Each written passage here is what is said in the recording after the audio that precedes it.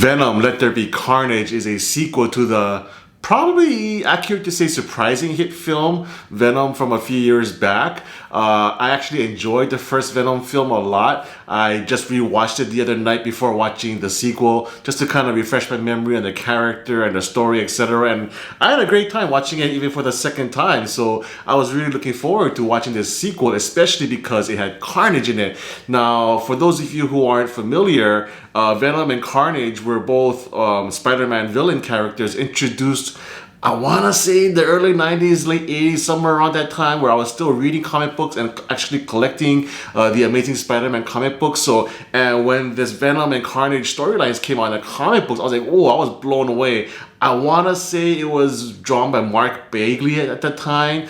Correct me if I'm wrong, leave me a comment to let me know if I'm wrong or right. But I want to first guess is Mark Bagley, but I remember the art being awesome and these characters being super awesome as well because they seem to be indestructible, and I just love the whole dynamic of this triangle of heroes, anti-heroes, and villains with Spider-Man, Venom, and Carnage. And Carnage was really badass. He gave a shit about nothing. He was just a brutal killer, and I was hoping to see that translate on screen with this film version.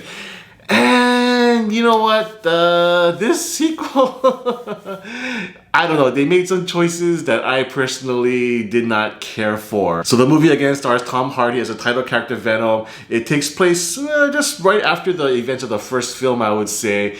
And he's still coming to terms with, learning how to live with this Venom symbiote in his body, and then Woody Harrelson plays Cletus Kasady, a serial killer who is able to break out of prison and also joins forces with his own symbiote, forming Carnage. And of course, the two inevitably get together and have a real throwdown. So yeah, the choices that I was referring to in this movie, the first movie, I felt like it was a surprise because it was just really fun, and I wasn't expecting that out of a Venom film. I thought it would be a little darker, a lot more brutal or gory, but it was just more fun and entertaining at the same time, which is very important.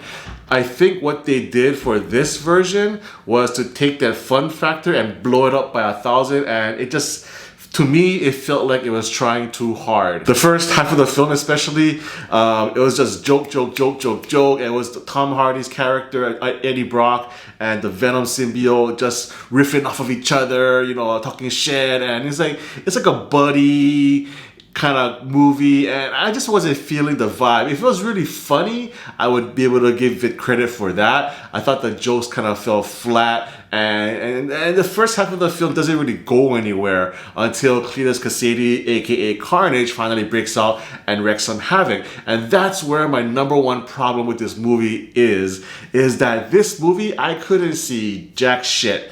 The majority of the movie, if not all of the movie, takes place during night. All of the action takes place during the evening. I can't see what's going on. The lighting is horrible.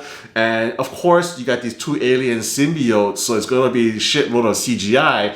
And I just couldn't tell what the hell was going on. I checked who the director was. It's Andy Serkis, who is like Gollum for the Lord of the Rings movies, I believe. And I don't know if he's directed anything before. I really don't know his history as a director. But man, I was just totally turned off by all the action scenes in this movie. I was expecting some really cool stuff, because we get with Venom and Carnage and their abilities, you have a lot of room to be creative and to do a lot of cool things with them. And one thing is this movie is rated PG-13, so they could not show the gore. And I believe that if they had gone for that R rating and gone for the gore, gone for the blood, that would have added a whole other level of entertainment to this movie. But you don't have any of that, so that sucks. And then, like I mentioned, everything is in the dark. And the way the camera moves around, it's just spinning all over the place, and it's not really so much that jerky camera stuff that you see like in Snake Eyes and stuff. It's more just, it just keeps whipping around, and I just couldn't tell what the hell was going on in any of the scenes, quite honestly. So yeah, after like the first 2 or 3 action scenes, and I could just tell that this was gonna be the thing going on for the rest of the movie, I just kind of was tuning out already at that point. Tom Hardy is great. I thought he was really fun in the first movie. He continues that level of performance here. Michelle Williams is great, and you can tell that she's having fun too, because Michelle Williams is more known for being in her dramatic roles, but so it's kind of cool to see her in this comic book movie and playing a fun character. I liked her boyfriend, Dr. Dan. I thought he was really well written. Woody Harrelson, I don't feel like this is one of his standout roles. I think he's done much better work in many other movies. He could have brought a little more character or personality to Cletus Kasady. He could have been a little more psycho maybe, or something. I don't know, just something didn't quite really click for me with Cletus Kasady's character. Naomi Harris plays a character named Shriek, who is Cletus Kasady's love, and who he teams up with to break out of jail. And I've never really been a fan of hers either in anything she's been in, honestly. So, so the whole film is just... It's a short movie, which is a blessing. It's only 90 minutes long, so you don't have to stay through this torture too much. And it really moves at a fast pace, so before you know it, the movie's over. But yeah, about halfway through, I was just getting tired of the attempts at humor. I was getting tired of the poorly shot action scenes.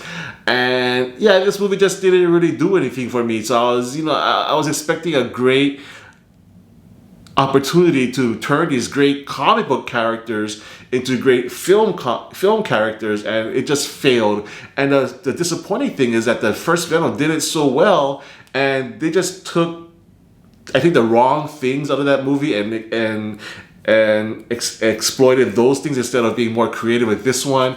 They just kind of did more of the same and on a higher level, and it just didn't work for me. So for me, Venom, Let There Be Carnage gets a 4 out of 10. I will say this, the post-credit scene is kind of cool, and it just opens up the door to a lot more opportunities, so stick around for that. But other than that, if you like this video, give me a thumbs up please, and subscribe to my channel, MC on Film, for more reviews in the future.